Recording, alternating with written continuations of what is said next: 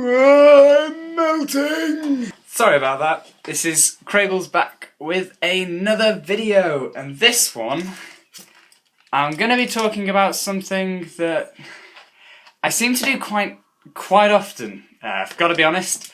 This is something that I like to call a word vomit. It could also be known as word diarrhea. It's not the nicest description because it's not the nicest thing to happen to you. My basic description would be a word vomit is when you're trying to make a point, you're trying to say something, and as you're saying it, it doesn't come out. You'll be talking and then you'll slur all your words and everything will go wrong. And I've got to be honest, I'm probably not the only one who has done this at some point. You'll be in an argument and it just does not end well. You go, well, I see. I think that the words, it's embarrassing for you and it's embarrassing for everyone else unless they use it to their advantage. So give you a tip: if someone makes that mistake, punish them, but not too deeply, otherwise they probably won't be your friend after that amount of punishment. So you need to be careful, But anyway, saving yourself from the word vomit. Dum, dum, bye. Number 1, plan what you're going to say in your head. Think it through. Don't just blur out whatever argument comes to you first, because it's A, probably scientifically and mathematically wrong, and B, it makes you look like a bit of a numpty when you suddenly forget how to talk. Well, let's go for an example. So, personally, I think that at the moment the economy has really fallen apart, and I believe that we really need to boost our sustainability. Quite interesting that you say that, because I believe that the financial.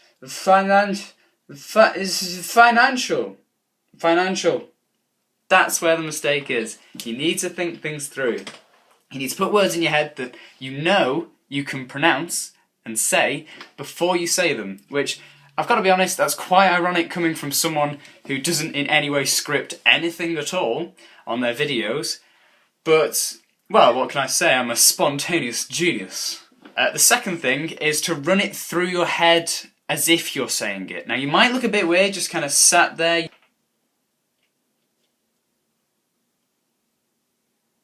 Right, I've got something for you guys. But that's just the best idea.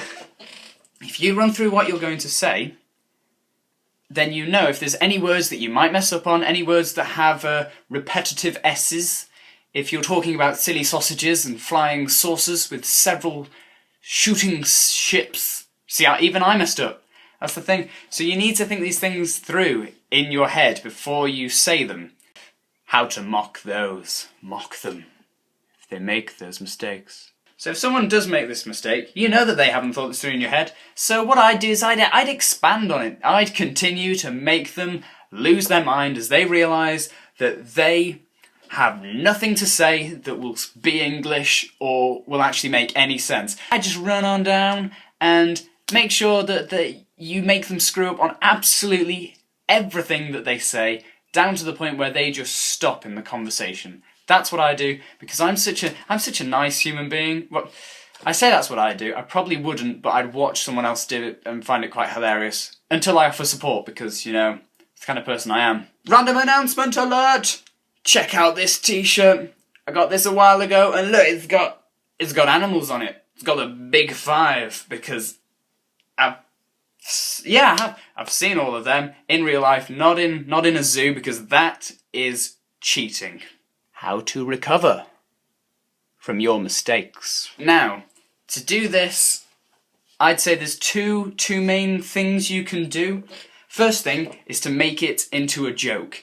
So, for example, Barry, what do you think? Well, it's funny you asked that, actually. In my general opinion, I believe that I am unable to talk. I blame it on people because I'm unable to talk. And have you seen that over there? That's one way of doing it. The second way of doing it, which, to be honest, I'd say most people use, is to find something to blame. For example, Barry, What do you think? Oh, it's funny you should ask. I mean, I think that it's brilliant. I'm sorry. I was up all last night doing some revision for my exams, and so the brain's not exactly at 114.736%. So I apologise if I mess up. No worries. It's all good. We're only human. We make mistakes. That is how you do it. Oh, well, that's one of the ways you can do it. So yeah, there's a few tips on how to avoid the word vomit.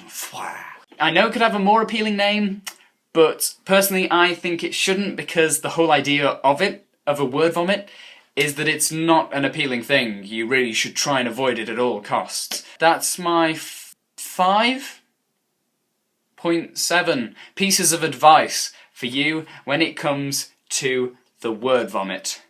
Now, thank you for listening, watching, sniffing, not sniffing, lick it, no, rubbing, no. Thank you for watching this and listening to it. This has been Craigles, as everybody probably knows by now. But if you don't, it's Craigles. Thank you for watching, and I'd just like to end by saying,